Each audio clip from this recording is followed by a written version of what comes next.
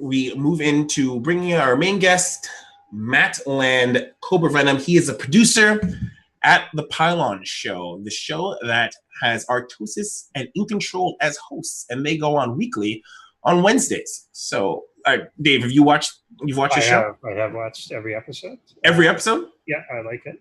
All right. Well, let's introduce our guest. To do at work.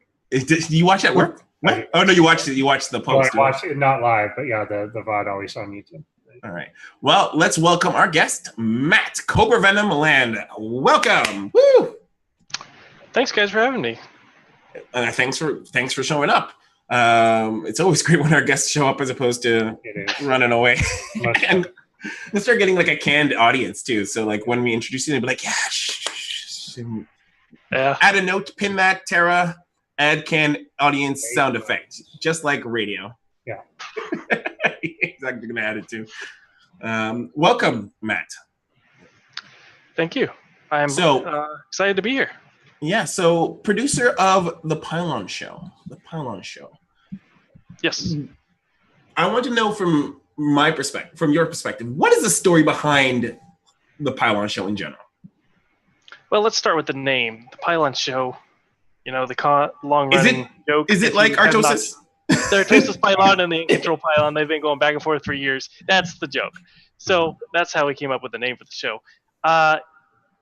One of your questions, I assume, is going to be how the show before the Pylon show came to be. Well, that existed as we were trying to create the Pylon show.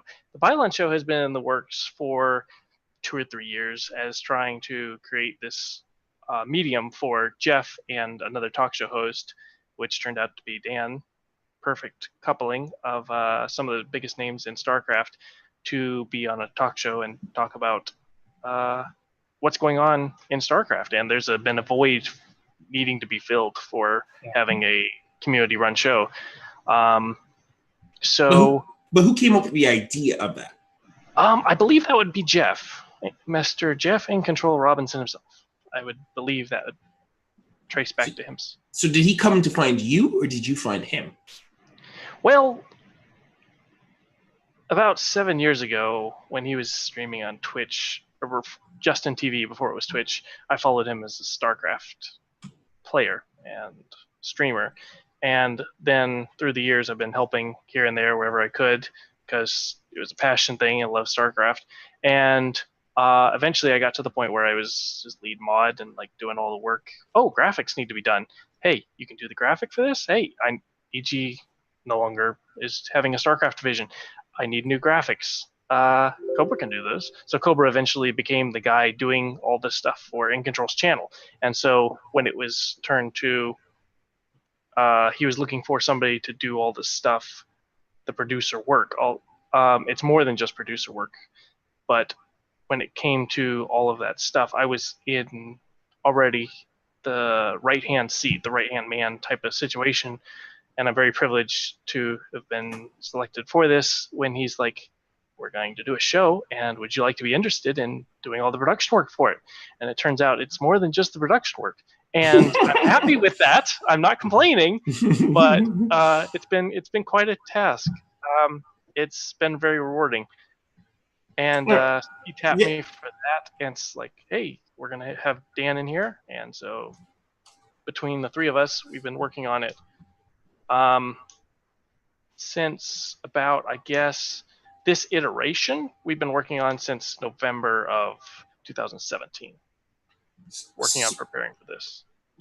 Dave, did you want to jump in? Well, I guess you alluded to a couple times there that it's beyond just that production work. What other things are you doing? Is it like guest wrangling and? Yeah, sometimes. So Jeff is a very busy individual, as you have no doubt guessed, and so is Dan Artosis. Sarwatsky, I'm gonna butcher his last name every time. I'm just gonna call him Dan. Just Dan so is good. He's just Dan. He's very busy doing GSL and stuff, and so sometimes he doesn't necessarily respond on Discord when I'm like, hey, who are the guests gonna be? Because I need to do up graphics, get his show notes together, and do all this stuff. And like, so I was like, okay. 1 week happened where nothing happened. It was the day before, so I'm like, well, time to do it myself. Got my own guests, got everything done, got the and Dan's like, oh crud, I forgot about this, and more coverage. And then I just had everything lined up, and so it turns out I'm just after I see the format, the structure that they want to have for the show and how they want to formulate, I can just basically do the best I can to supplement whatever's missing. And we're far from the perfect dream, but we have a good idea of where we want to go. We have a format, we have graphics that some of the nice animation work done by Darkfires leads us into, does the opening sequence. We're going to have better graphics as we go. And I'm responsible for some of the still images that you see floating around the Pylon Show art on Twitter. So there's I don't know exactly what the official job role of a producer is. I think you've pretty much nailed that though. But I feel like there's a producer doesn't necessarily do these things. No, like a director kind of does it. Yeah, so I would be also the director, I guess, of certain parts of it, but not all of it. But I also run the Twitter show on Patreon, the Pylon, or what am I saying? The Pylon Show Twitter account, the Pylon Show Patreon. I got us on iTunes, working on Spotify. Apparently Spotify just doesn't respond, or our person that's supposed to they're very, very selective. Spotify is incredibly selective. Apparently they are. And I'm not sure that it's all Spotify. The people, apparently you can't contact Spotify directly. You have to go through somebody else to do a thing.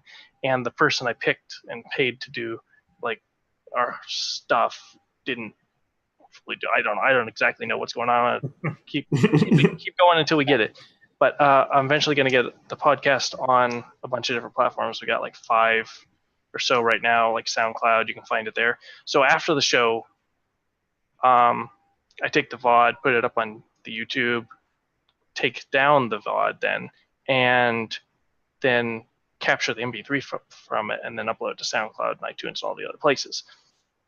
The thing that makes this very challenging is that my internet speed is 10 megabytes down and less than 1 up on a good day. So I can't actually produce a Pylon show from my current location. So what we do is Jeff's internet connection is actually what hosts it, and then I just remote desktop into his computer to do something. My God. So, makes sense. So when there's sometimes... that makes a lot of his comments in the show make a lot more sense. This now makes so much sense now. When I think about any of the technical issues, this completely makes sense now. I get it now. Sometimes the application we're using freezes or something like that, and it's what's going on? Jeff's doing his thing to stall for time, and sometimes the application we're using, or internet speeds as they be, or internet connections as nothing is perfect in this world, suddenly freezes. So he'll be waiting for something to happen, and I do it on screen, and then nothing responds. And it's okay, close the application, reopen it, and go. Hopefully, we're going to have a better solution soon. There a plan B, C, and D for how we can better improve this circle in the future. Yes. So, are you when you do it? Are you tethered off your phone? How did you get your internet? So or is that just the region you live in? Just the best internet I can buy, short of spending $10,000 to have Charter run a fiber or copper line. Actually, in this case, 4 blocks down the road to my residence. Really? Yep. Wow. I could go satellite, but that is it triples or quadruples, whatever. Yeah. But it has 400 to 500 milliseconds latency, which is just it's not. That doesn't sound very practical at all. And all satellites will soon be destroyed by the Space Force. Apparently. so I want to go with that route anyway. Right. So when you the first episode of the Pylon show, when you went to launch, I'd love to know. Pylon show. Sorry. That's 2 separate things. Yeah, I totally forgot. So the Pylon show. I'm making sure. I should never have shown you notes. Now my guest is going to try to jump the gun on everything. No, but the Pylon show, the first episode, what was if you could describe your mental state the first day, when you went live for that first time, I'd love to know. It was about like that. Everything was going through my head. like I apparently have been diagnosed with that ADD or whatever. So brain matter doesn't necessarily process information in the same one lane road that some other brains apparently do. So everything is going through my head, all the various individual parts, all the various things, and it's just a flood of information. It's like taking a pitcher full of various liquids and mixing them all together and then pouring it out. So I don't know what was going through my head. I couldn't tell you. It was just. Were you feeling nervous? No, actually. Really? What about when Artosis's mic doesn't work and you know that you can't do it? That's just a face palm. I don't know. But we did finally get his him a brand new mic shipped over all the way to Korea, and then the cord didn't work. So it's like, okay, now we have a Pylon show, and we've promised we'd have a mic here, and we have the mic, but it doesn't work because apparently that particular mic ships out with a really long cord.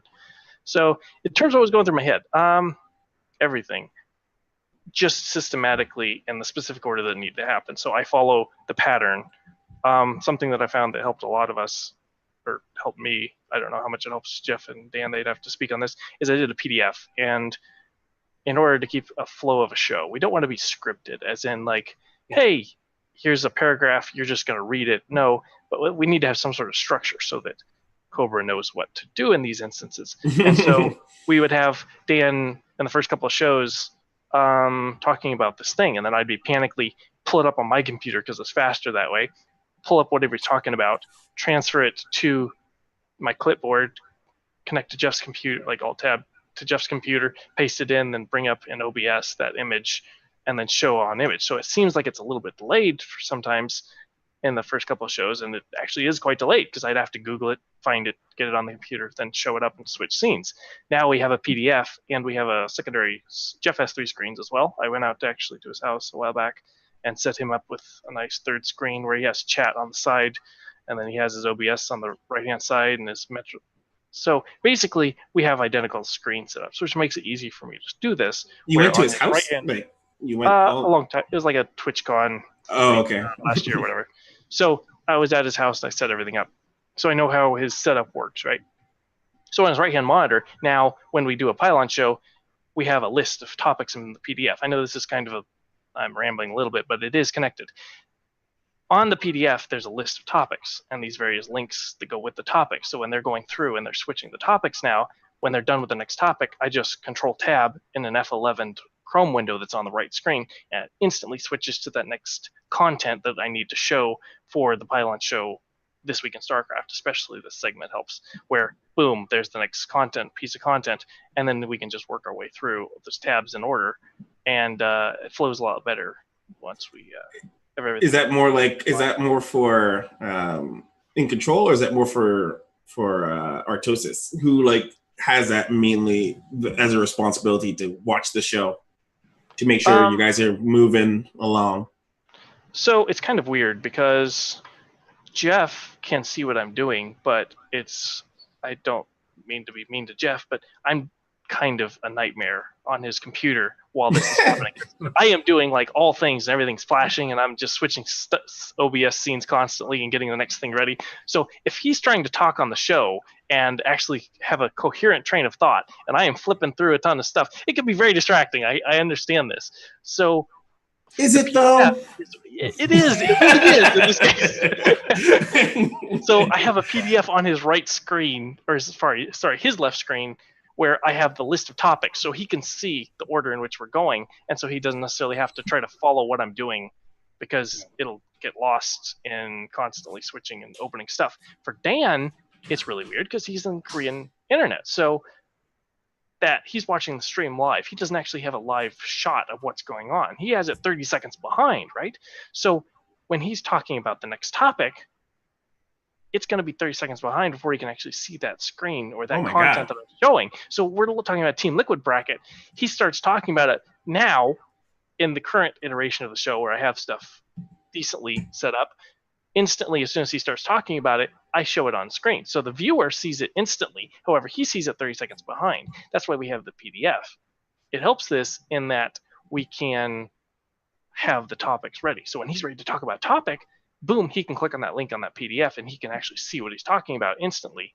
And then Jeff, as soon as Dan or somebody on the show triggers me to where I'm like, not like triggered, but triggers enough to where I think, okay, they're talking about this now. Now I want to switch this so everybody can see it. And I switch the content on screen. Jeff can see that on his right monitor, but Artosis can see it in his PDF. So that's the best way to explain that, I guess. Makes sense. Now the time of day, of course, there's a bit of a time zone difference between the two. I assume Jeff is PST still, and Dan, I'm in Eastern Tone. You're in Eastern? Yeah. So yeah, as are we. So basically what is the evening for you is kind of like afternoon for him, but it's like crack of dawn for Dan. So it's like 7 or 8 o'clock, isn't it? I have all this memorized. It's 9.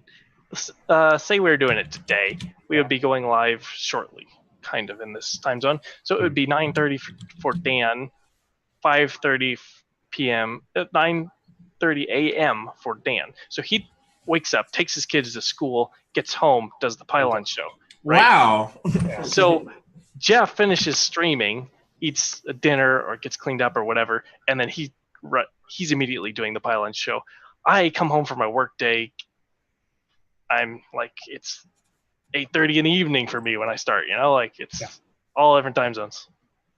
Cool. And then people in the UK on Twitter are like, can't you do it in my something that's comfortable for our time zone? Like, we're trying. There's no perfect way to do this. Yeah. So reasonable. So time zone's one of those things, but like, what is kind of the, I want to say weirdest, or maybe not even weirdest. I want to think of the right word, but like the quirkiest part of running a show with people with really busy schedules and odd time zones, and like maybe not quirkiest, maybe like pet peeve. Maybe that's it. Unusual. Let's go with unusual. Let's go with like unusual. Yeah. You would not think of that would be the thing, right? Yeah. Perfect. That's what I was trying to go for. Unexpected. Unexpected.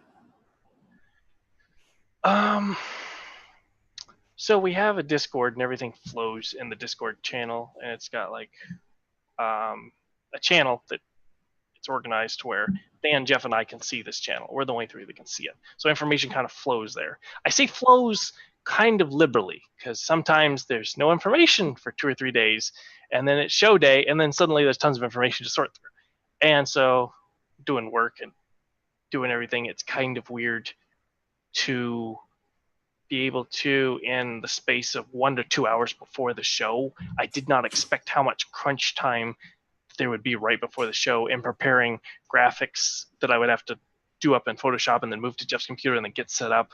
And I thought that I would like have everything done the day before, or 2 days before, and have everything ready to go. Turns out that's not the way it goes, like I guess that's true of a lot of production or TV show type things where and you're doing a lot of like very current event type stuff. Like it's not uncommon. It's not uncommon for, I guess, from Dan's perspective, to go cast the GSL, probably go to sleep, wake up, and want to talk about it.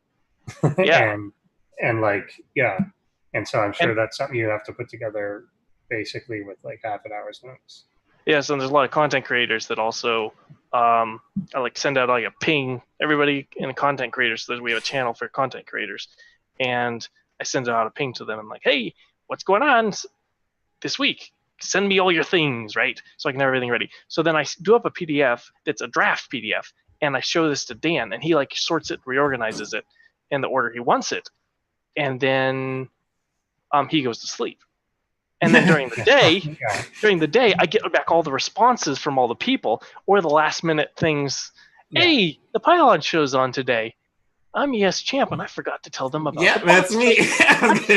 I should let them know about this, and they could probably squeak it in on the show.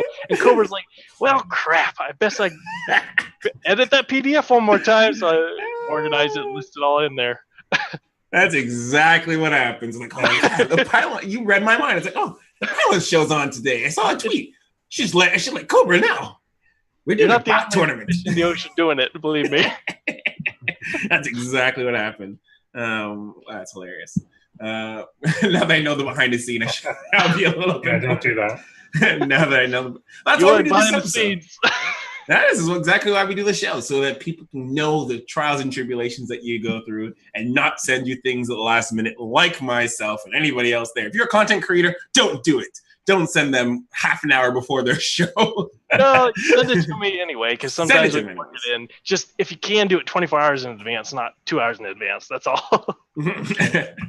Absolutely. So I guess that would be like the one of the most unusual things. Is that one of the biggest things that surprised you about doing a show? I'm assuming, like, other than the show, this was like one of your first projects, your first sort of esports like show projects, or was there more I didn't know? Esports types things, I guess. Yeah. I kind of run a consulting business on the side where I help people with basically anything computer related. If it's networking or something like that, I can help them, and they word of mouth spreads. I come in, help somebody set up a network or something. So I have like some basic idea of come in with angel wings type of situation, fix everything up. But in this case, it's a little bit different in how it's structured, as in I don't have unlimited time. So the time factor of it was interesting or different, I guess. The most shocking thing, now that I think about it, the most weirdest week, like the first week you ask and you're like, hey, were you panicked or shocked, or what, were you panicking in the first week? No, not really that episode, because I'd like had enough time to think about it. The first week that Jeff was gone was probably the week I panicked a little bit. And it was just me on Jeff's computer thinking, hope nothing happens to his internet connection, because Dan's in Korea and I'm in South Carolina and Jeff's computer's in California, so hopefully this all works. And it went off pretty well, and at that point, his computer really is the Pylon. Yeah, his computer's the Pylon. Holy crap! We just went so meta. Oh my god! That's it. If that Artosis Pylon goes down, then the whole show's on. Yeah. So, like, say for example, Jeff is gone, and someone vacuums and blows a fuse in the house, or like trips a cord, or fucking Windows updates, or Windows update. Like anything could happen, right? I've actually done registry edits to make sure the Windows updates don't happen. Oh wow, you went as far as to like modify this computer to be ready for this show. So okay, let's say the unexpected happens and like the power. Is there like your show done for the day? Like there's no way to kind of like, is that really the Artosis, or I guess the Jeff Pylon, that if it goes, the show goes? Pretty much. We have backup plans in the future where we're going to be able to put this on a UPS, including his router and modem, of course, on the same backup system in the future. We're going to build him a better computer as well. I'm going to build him a custom computer that has a capture card in it with a better processor and stuff, so that we have better redundancies. Something that I can bring to the show from years of IT experience is redundancies. So if a server goes down, there's 2 other servers somewhere in the United States that also can fix it. If the server goes down, that means I have a server right next to me. That means the uninterrupted power supply has failed. That means 2. It's actually got 2 right now. So it would have 1 double over. So if one gets fried, it actually rolls over to the other one. And there's a backup generator that runs off of it. So, or they run off of, sorry. So that generator would have to fail, be out of natural gas or something. So there's multiple layers of stuff like that. So in Jeff's instance, if something happens to the show, we're pretty much dead, but we're going to build redundancies into this, such as a better computer, so that if something happens to the internet and it stops broadcasting on Twitch, but suddenly he somehow has internet content connection, Twitch fails, say Twitch dies in this case. Twitch dies, we're going to be able in the future to record the show locally so that we can continue recording it and have a video that we can. Right. All right. Now, currently, his computer can't handle streaming and recording at the same time. So we're going to fix that in the future and give him a UPS. So let's talk about technology, though. Is there a time when, like, you were trying to do the show and technology just wasn't working? Yes, the best instance of this would be not even the Pylon show, it would be the show before the Pylon show, where everything was set up and I had Skype running at the time, because nobody uses Zoom back then. Programmers are very slow to change once they're not the best technically savvy. So Skype is what they use. Skype is what they will continue to use forever, apparently. We got Jeff updated on Discord and stuff like that. Now we're running on Zoom. But when the first iteration of the show happened, when we were still trying to get support from Blizzard and stuff like that, and it was a test show, there was Tyler and Idra, and it was running off of a Skype call. However, the capture in OBS stopped working during the live show. Like after we'd got the guests on, we went live, there was the preview screen or whatever, we're going. So it's too late to stop, restart everything, and then continue again. It's too late for that.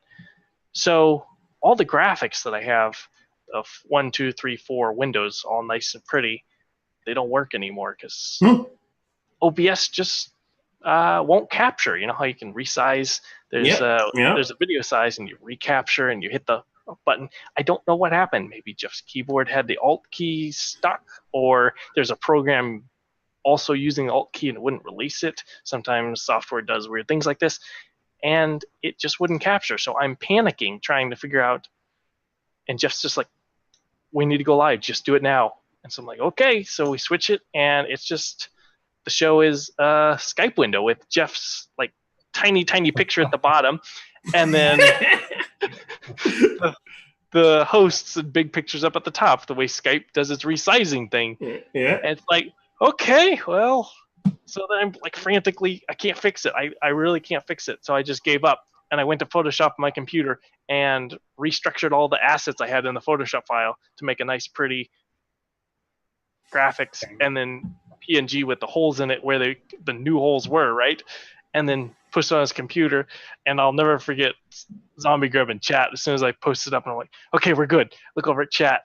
They should see it in about 30 seconds. And the Zombie Grub types in all caps, suddenly production! Because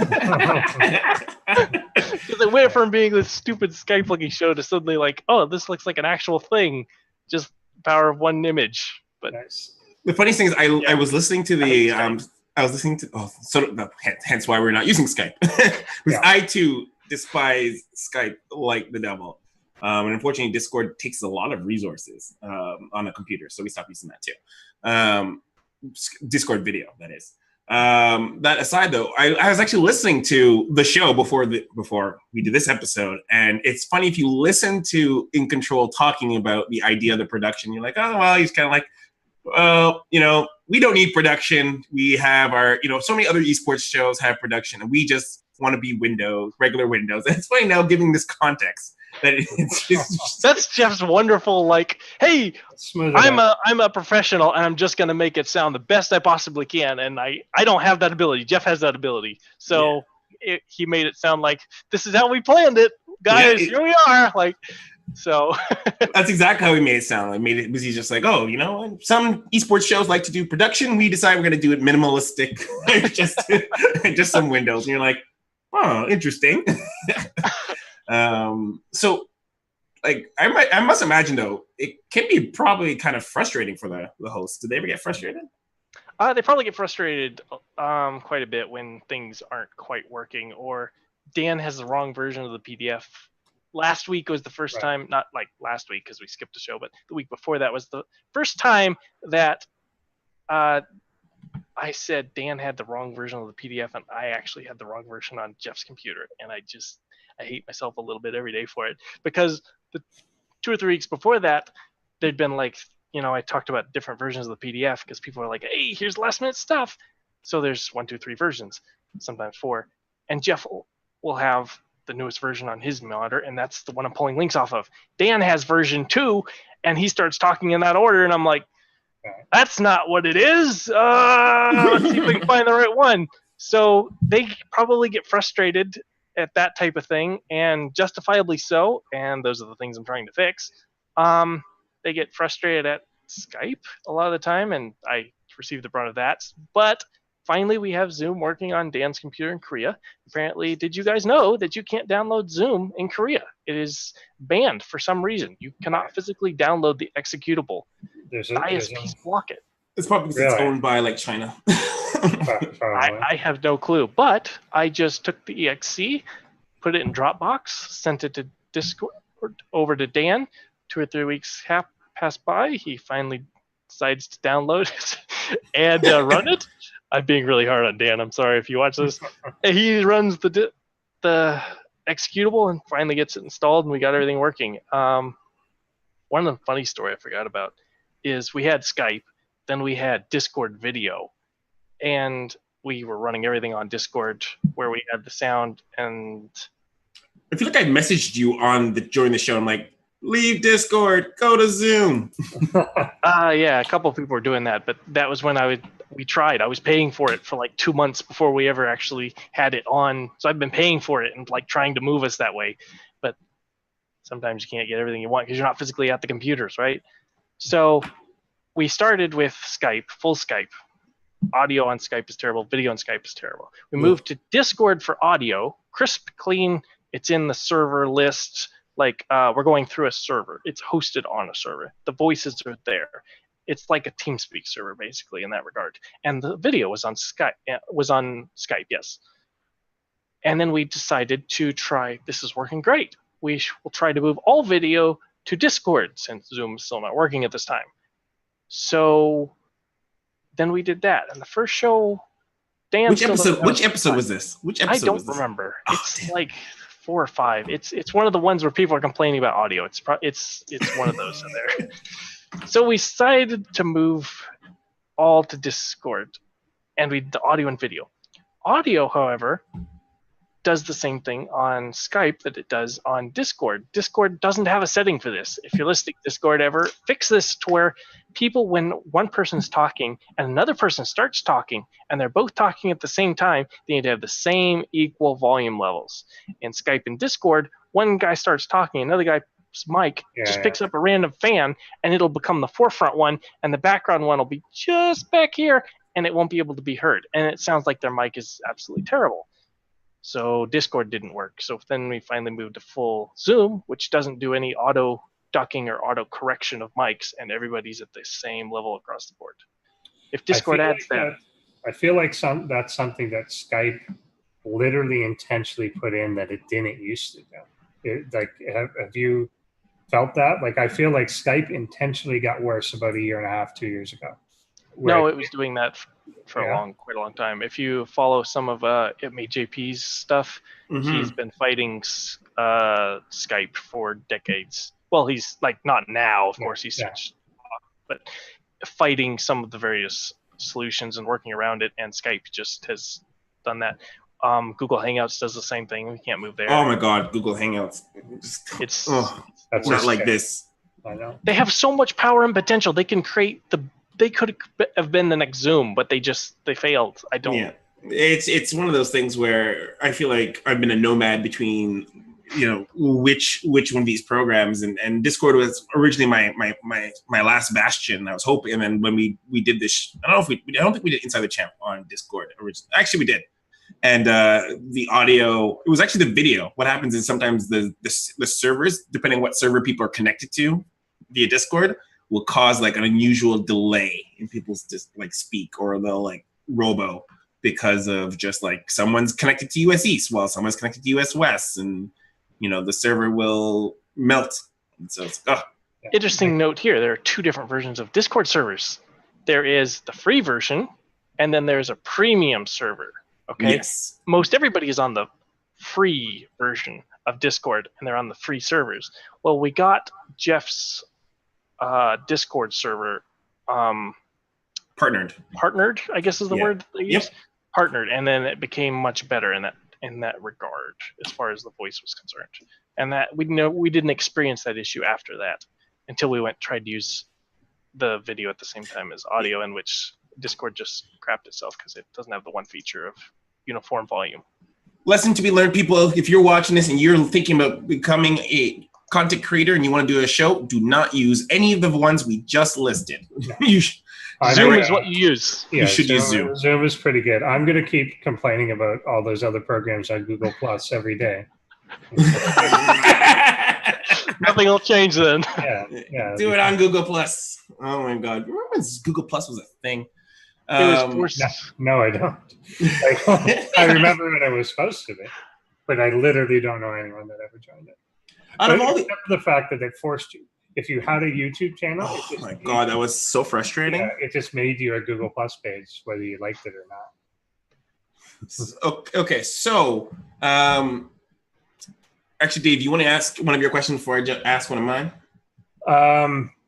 So far, you're obviously sitting there forced to kind of watch the show. Who's the best? Which guests have you liked so far that's been invited? I don't know. Content-wise, Naru is amazing. They're all amazing, but Naru just has like an extra depth of how he goes into stuff.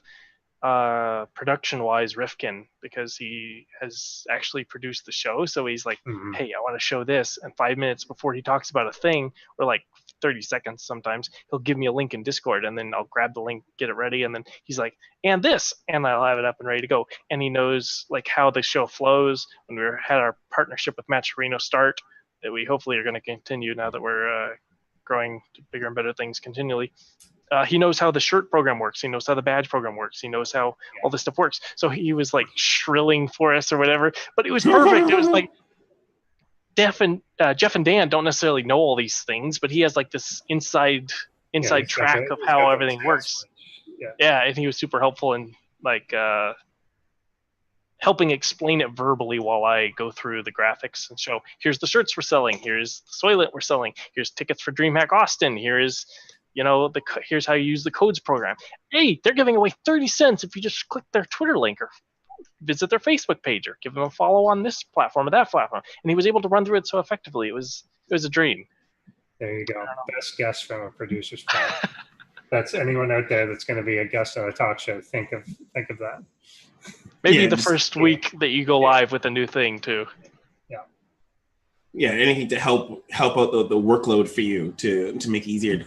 Yeah, that guys, hug a producer day. That's what we need to have. There's like there's a day for every day on freaking the social media, but where's the hug the producer day? Yeah, right? Closest we have is IT professional day, I guess. Is that a thing?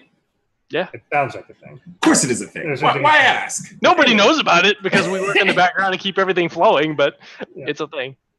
Maybe we just turn this into a meme, like thanking the bus driver. You got a show for the producer. That is it. We're like a little shrine for him. Yeah. Every producer of any show you need it. If you behind the scenes. If you were to pick an iconic show out there now, which would it be the closest to what you want to see the Pylon show become like? This one's a little bit different. This one's difficult. I don't really want to become like any of them. They are all different in their own ways. You can aspire to have various individual perks. This is my mindset of them, not the show's. Yeah, sure. This is my personal view on things. I don't necessarily want to become like any one of the shows out there that exist in a certain field because they're all different and they all have different things. So when I'm watching a CSGO show of Thorin and Richard Lewis, and they're talking about by the numbers, and I'm sitting there and I'm watching it and I'm going, I can improve that. I can improve that. They did that really well. I'll steal that idea and transition or something. And there's so much annoying things that I can fix for them, but I'm so busy, I barely can do this. I can't fix everybody's stuff. But when I see something in a WCS broadcast about how they used a moving GIF to transition into a specific scene, or how they used a flow, like super, I won't be able to describe it here, but there's like extremely, extremely minor things that happen that you can steal and incorporate and get better from. I have a dream in my head. I have this image. I have this fantasy about where it'll be. And the fantasy's never the same, right? Mm-hmm. The fantasy's always in front of you. It's like the horse with the carrot out in front. You got it. But the carrot keeps changing. I keep editing the carrot, right? And so as soon as I fix something, I have a notepad right here, like a list, and I keep editing it. I'll fix a thing, take a thing off, add a thing. And it's usually the ratio of like 3 to 1. I'll fix something and add 3 different things I can improve on it. And it's not always that way, but it feels like it. You're constantly changing something. So in my head, I guess, exists the perfect show that I would try to build and strive for. And Jeff's always like, he made comments. He's wonderful about praise and he's timely, always responsive, and wonderful about giving praise or credit where it's due, right? But he sometimes says like, Cobra works way too hard on this stuff. And I'm like, working too hard, I have so much that's wrong and I need to fix it. Like, I guess it's good from his perspective because he's got somebody that's in his corner doing that type of thing, but I don't know. Is Jeff anti-bullying you?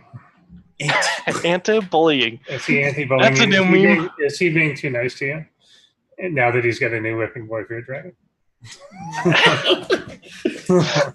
It was so funny them talking about bullying. They're talking about bullying and making jokes about it. And Jeff is sitting in very kindly by Fear Dragon. Fear Dragon is letting him use his laptop in his hotel room. And he's sleeping right over there on a bed. The memes. That's the internet for you. But okay, so obviously the Pylon show, you want it to be unique, but I think everyone kind of gets influenced. So what would you say maybe top 3 shows, and it doesn't have to be esports shows, just shows that you've gotten inspiration for what you'd like the Pylon show to morph into in its unique little butterfly form? Content or production? Ooh, let's add some spicy. Let's give me 2 of each, maybe. Or even 1. If you have 1 that inspires you in terms of production and 1 that inspires you of the type of content. Let's start with production. As far as I guess this answer goes for both of them. WCS stuff. Basically, Blizzard is the best company out there in terms of polish. When something is released, they released Overwatch. Now there was a dark chapter when a certain version of Diablo that shall not be named was released. They had some hiccups, but when Blizzard launches StarCraft, when Blizzard launches Overwatch, everything is polished. There are the minimal amount of bugs. Everything flows, right? So when WCS is hosted and Blizzard people are involved, you'll see the best levels of production relatively. No NSL sound. No NSL sound guy references, please. That you can get in a show in terms of how things flow. Everything's ready, everything's polished. The production guys are ahead all the time. Sometimes when something's happening on the Pylon show, you feel behind where you didn't have that clip ready. You didn't have that link ready to go. There was something, the scene, you needed 3 scenes ready in an order and you didn't finish editing one of them. A guest leaves the show and something happens and you got to switch to a scene with 2 or 3 webcams and it doesn't quite work because none of the names or Twitter things line up, like nothing's captured right. Like those things you work on improving. So I would strive toward a WCS broadcast type of style where everything flows. The same is true for content, where WCS has content ready all the time.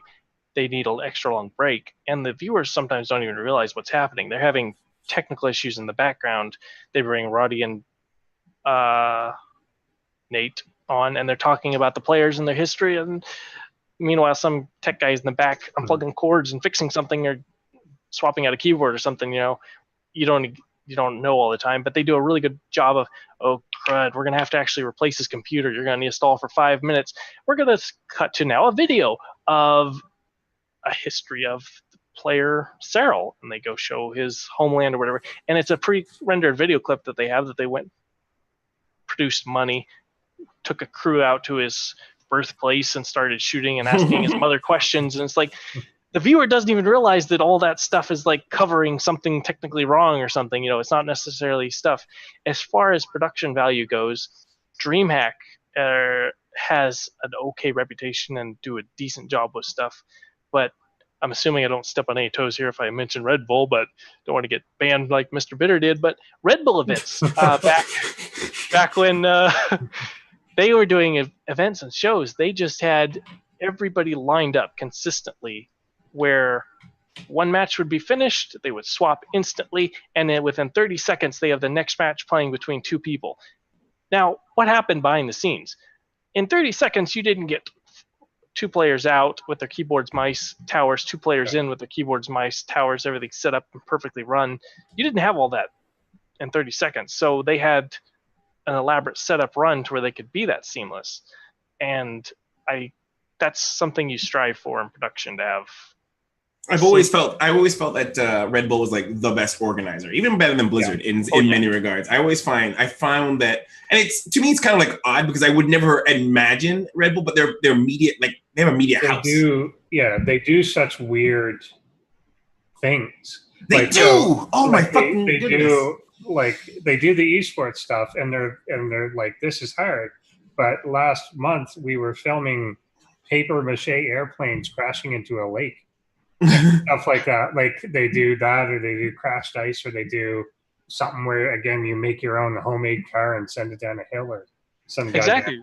They do the weirdest stuff. But their stuff is so cool, though. It is cool. But they must have picked up from that. Just adapt to everything. It's fine. This is their experience talking. They have so many people that are experienced in so many different fields. They have Red Bull events where they have dirt bike racing, and they have production behind that, so that they have all those camera angles. And you see somebody racing for like 2 miles on a dirt bike, and there's every camera angle you got lined up. They're switching automatically. Like they have people behind the scenes that are so good at what they do already that when they transfer into esports, they're like, this is child's play, guys. Like, what are you doing? Like, we're easy at this because they have all those individuals that are extremely proficient at what they do. And remember that time when that guy jumped out of like the balloon from space or whatever it was? Yep. That was amazing. Right? So they know what they're doing. Yeah. They got it down packed. Dave, extremely talented individuals behind the scenes there. I'm going to pass the puck to you for any questions. I would say, is there anything?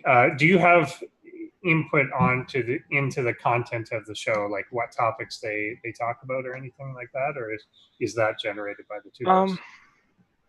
I kind of manage the content unless it's needed. So if there's a topic happening in StarCraft, I guess I kind of have like an editorial yes, no on various stuff that's brought up in This Week in StarCraft. However, if it's a normally run and scheduled show with both guests there and both guests have had time to run stuff, I don't really have much say in what happens in the regular flow of the show. That's mostly generated by them. They talk about it. They get guests on that they think will be relevant to the topics that they're going to talk about. And then I just provide the supporting content for it. Now, a lot of content is brought in from various content producers, such as I already mentioned Rifkin, and Fear Dragon, of course, does various things. There's Shamu runs a tournament.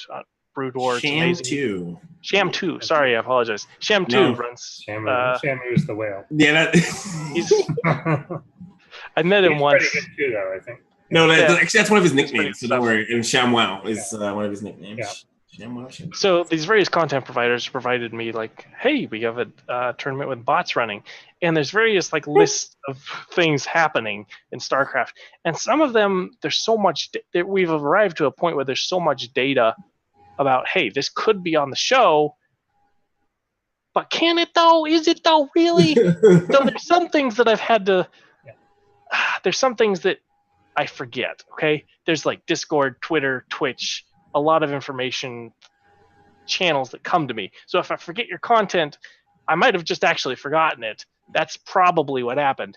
But there's some things that don't really need to be on the show and don't get brought up in This Week in StarCraft. Please send everything anyway, because then we'll be able to get the best cream of the crop. And I can't mention something twice in a row. Sometimes if it's like 3 months away, I'm not going to have it on the show 1, 2, 3, 4, 5 weeks in a row. Hey, it's still coming up. It's still in 3 months.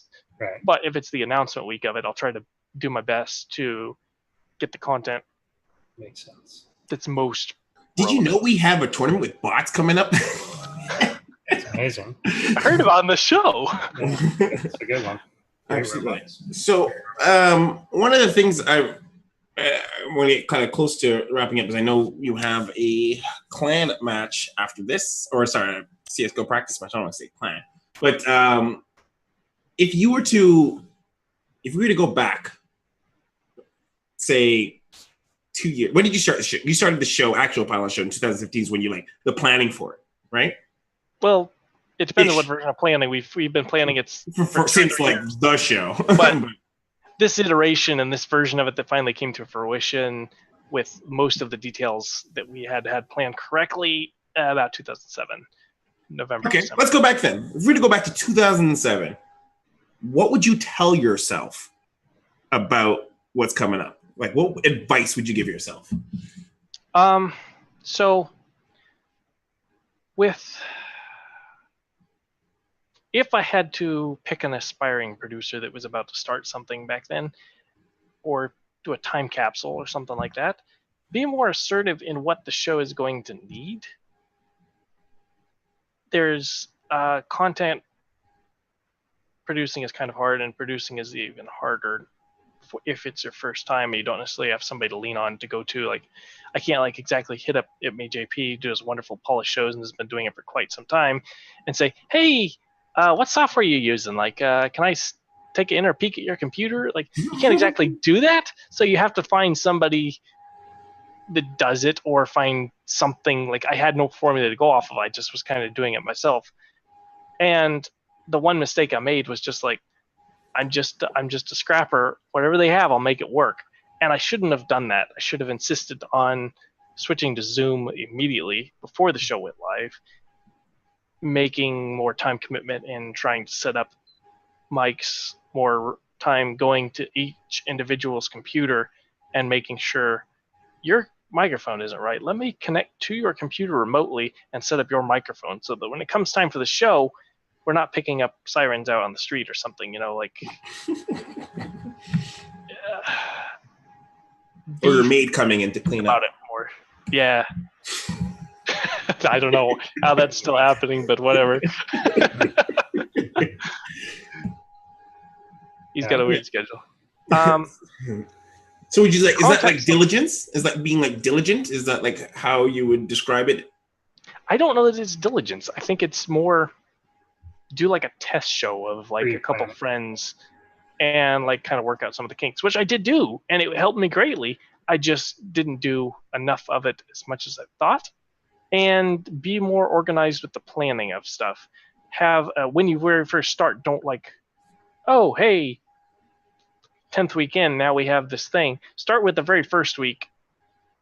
Here are the contents we will be discussing. Here's the topics in this order. We'll go through them in this order. Here's a link for each individual relevant thing. Be extremely well organized in your documentation. Use Zoom, get better documentation. I like those. I like those, both of those.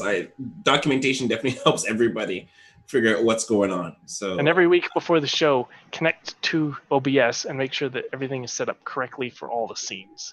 Because some of that stuff is done last second that you don't see. That is just like race it around, get it in just right. If I was to add something in there, I would be like, never update OBS 5 minutes before the show starts. No. Never update OBS. Never. No. Learn that once, never again. Never update it.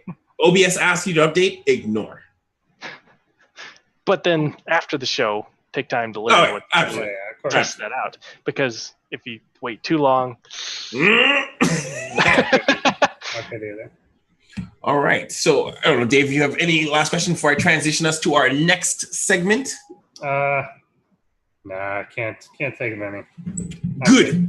That means that's the perfect time. That means when Dave and I have run out of questions, that means we've exhausted I feel like we've done a really good thorough exchange through it.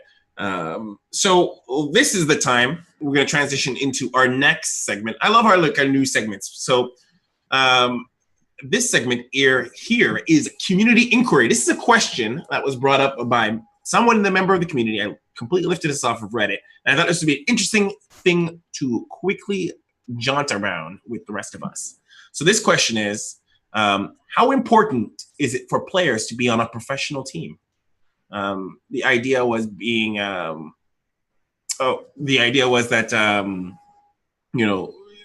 do players really need to be on a team to be successful in StarCraft?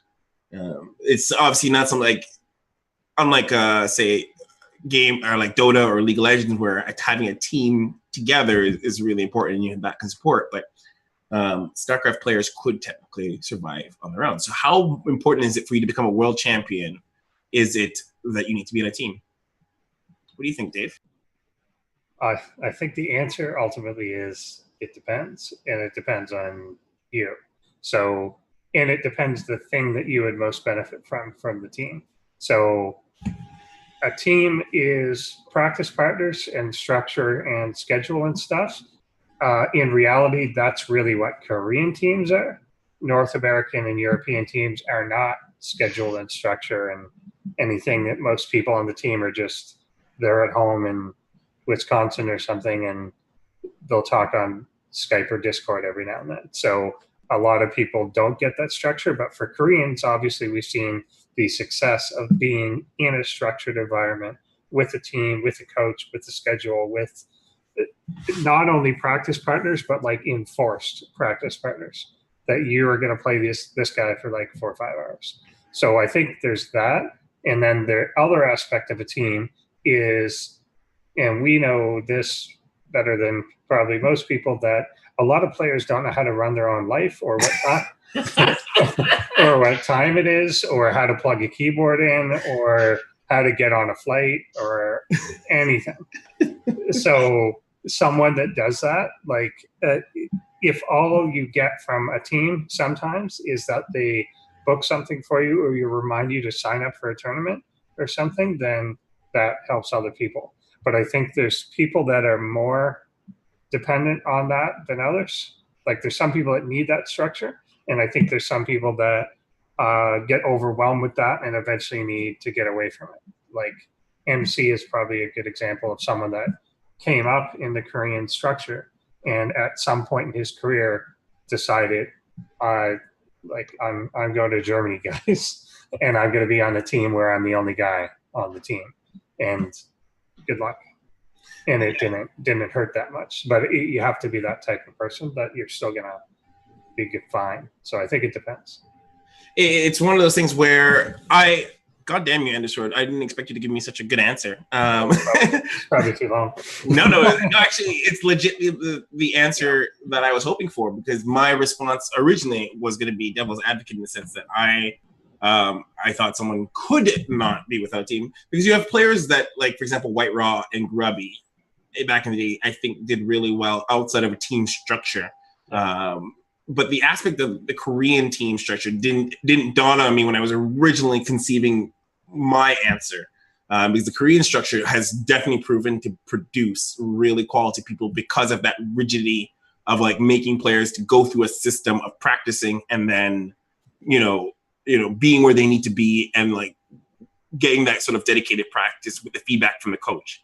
And that system doesn't exist in any sort of non-Korean team that I have ever seen. Yeah, not really. Because the real core of it is you need practice. Like teams just give you practice partners. In my mind, originally, before we had this idea that practice partners was like the core value that you could extract from a team. But the idea of your life being taken care of is something that is also really important. It's much more true. I mean, we know, we know probably multiple pro players that have just missed flights and like don't sign up for something. And like, I mean, every time there's a dream hack or something, you always hear about people that just didn't sign up for it, and then they get on the waiting list and like whatever. They're perfectly capable of doing that, but they just don't do it. They don't necessarily have the experience to do this. One of the things that a team like, say, let's give Root for an example. Root's players have somebody that's behind there that's organizing, that has thought about 3, 4, 5 months in advance that this player is going to this tournament, and I need to schedule a plane ticket for that individual, and I need to think about his life and his time zones and everything transferring around that. A lot of people, after they've been under a team roof for a while, can do that themselves, but if they don't have the experience for it, it's very difficult for them. Something that's brought from my CSGO experience is that many of these individuals have a team leader that does all that for them. So when the StarCraft players are individuals, they don't necessarily have all that production management. I'm going to have everything in our ducks in a row. All of our players are going to be at this airport at this time for the final flight or something like that. Yeah, exactly. A team helps with a lot of that structure. Yeah, and I think you're right to say, like, sometimes you just have to learn that. The examples you just gave, Drekken, of like White Raw was fine with that. Grubby was fine with that. Well, Grubby was a Warcraft 3 pro for years, and White Raw was White Raw. He was damn near in his 50s by the time StarCraft 2 came out. I mean, he's a grown man with a family and like all this stuff. Right. Whereas that's not true for a 19-year-old. So the people, learning to do this stuff, especially when it gets into like crazy, like they could book a flight from this place to this place. They've never had to apply for a Chinese visa. They've never had to. Really good. Like some of that stuff actually is reasonably difficult if you've never done it. You have to have months of forethought in some cases, let alone if you find out like at the last minute that you just qualified for this thing and now you have to find a way to fast track it and stuff. And like you're now applying for like, B1 visas and like more complicated stuff, basically. Yeah, and I could see that definitely being something that people wouldn't know how to do. And your own passport management's a very critical part of that as well. Yeah, and we've seen that be a impediment. Like even with teams sometimes don't even get successful to do that. So it's Massa couldn't leave the country for 3 years, but that was his own thing. Despite being on Team Root, but yeah. But after being on a team, like he's probably an example of his, he was en route for quite some time. Then the year that he actually did the best is when he moved to Team Elevate, where he was the only StarCraft player on that team. But they still could do some of the travel and booking and like planning, but it wasn't that he needed practice partners or something. Yeah, he just needed the life stuff, like, the life man, like whatever. Yeah, I think really it does. Funny enough, like you said, depends on what you need. What are you deficient in? If you're old enough and mature enough, you can survive without a team. So if you're a White Raw or a Grubby, I think is the best example personally of a player who could survive without a team structure. Because originally the whole basis people were talking about is money. I mean, you can get money in many different ways as a player. Yeah. Like whether you become part streamer or whatever, but this other auxiliary stuff is something that didn't really come into the idea and conversation. Yeah, exactly. And it comes down to what type of player you are too. Some people are the completely rote practice, but I think it's hard to be not at the top level without a team. Like I don't know that you're going to see many independent flying solo guys winning the GSM, but you could survive. Like you're fine. Like again, as an MC, as an example of someone that's relies more on his creativity than he does like the rote mechanical 8-hour practice a day. Whereas that's not true for like innovation or something like that. A lot of this comes down to money as well. Like if Beyond, I believe it was Beyond won a BlizzCon tournament himself without a team, but he's had enough experience and has enough money in the bank that he can afford to fly himself to BlizzCon. Right. Even if he didn't necessarily wasn't be able to afford to fly himself because Blizzard already paid for it, he qualified enough to do so that Blizzard would pay for it there. Programmers are busy. They have lives to lead. Sometimes gaming isn't their full job. Like they have a full job, then they have practicing for their tournament. Then there's a full-time another job that they have to do. If they don't have a team doing this, they have to organize all that flight schedule, sign up for all the tournaments, and get sponsors to pay for all those flights. Because flying is really expensive, guys. You can't just fly to all these tournaments all over the world all the time to participate in these events that are live without money. And so having a team in your back pocket that's providing that sponsor money and providing that experience is vital. It's very important. There's some people that can do without it, but having a team is definitely a benefit, I would say. Perfect. Actually, this segment worked out really well. So got the best possible answer I could hope for. All right, so we're going to get close to wrapping it up, but let's end it off with our recommendations. So for recommendations, this segment here is where Dave and I, and if our guest has one, a recommendation for you to check out, something in the community that you should have your eyes on, whether it's something past, present, or future. So for me, I want to recommend the Game Changers documentary. Game Changers documentary recently, I think now, is officially on every possible platform that has a video connection. And I loved it. I watched it twice. Beautiful documentary. I definitely had like moments of, move the dust bunnies out of my eyes. You know, I wasn't crying, but it was good. Dave, do you have a recommendation? Yeah, I think for anyone that's been looking to get into Brood War watching Remastered, this is a good time to do it. Artosis and No Regret are, I think tonight, if you're watching this on a VOD later, go look for the VOD of this in the past. But they are doing the KSL Open qualifiers together. And No Regret, of course, only a StarCraft 2 player. Artosis has been both. And they're going to be doing the streaming cast with a mind to introduce StarCraft 2 players to Brood War, basically. So if you're someone that's kind of been interested in that, but you've watched some of the normal casts and can't quite get a hold of it, I guess they're going to be doing this, trying to use StarCraft 2 as the analogy and basically bridge that gap for you. So it's a nice, easy, accessible point, and I'll be watching that myself for sure. All right. And Cobra, do you have something you want to share with us? Home Story Cup this weekend. Partly on the opening of your show, you're talking about how StarCraft has a history that we don't necessarily explore. I think a lot of the WCS events are extremely polished and they don't have time to talk about various things, whereas when you watch Home Story Cup, you have a lot of experience and history that goes on behind the scenes, and they're such free-formed on the couch just talking guys about StarCraft, and they bring up a lot of memories of stuff that's happened in the past, and you can relive a lot of old experiences and things that have happened through these guys that were there at the events. Just watch Home Story Cup this weekend. If you didn't know for somehow reason, didn't know Home Story Cup was happening, go check it out at Take TV. I bet they're having a lot of discussions right now about some sort of Korean versus Germany soccer game that may have occurred. I'm sure it's come up at least once. It probably did not have the German result that they were looking for. No. Wait, did Korea win? Korea won 2-0. Yeah. That's weird. I remember when I was watching it. That was when I was watching them against Mexico. I thought they had lost, so I just completely Germany. Yeah, exactly. So Germany is just out. Germany has lost to South Korea to be knocked out of the World Cup. South Korea, who I think was ranked to like 52nd out of the 64 teams or something like that. Good at StarCraft, good at League of Legends, good at soccer. Or football, I guess, where you're from. All right, so that's wrapping up our show.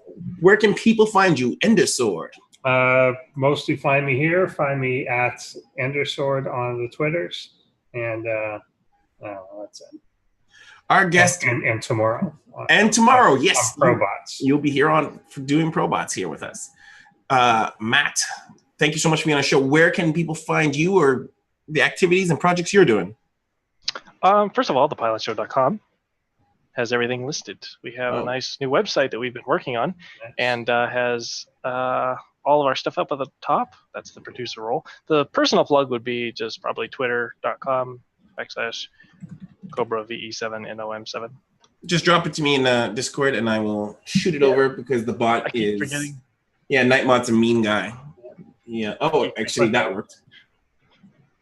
I keep forgetting that I don't have mod everywhere. It's a mean bot. It's a mean bot. It's a mean bot. It is a mean bot. Actually, that's Twitter. I totally forgot. You could have put your Twitter, but now it's there.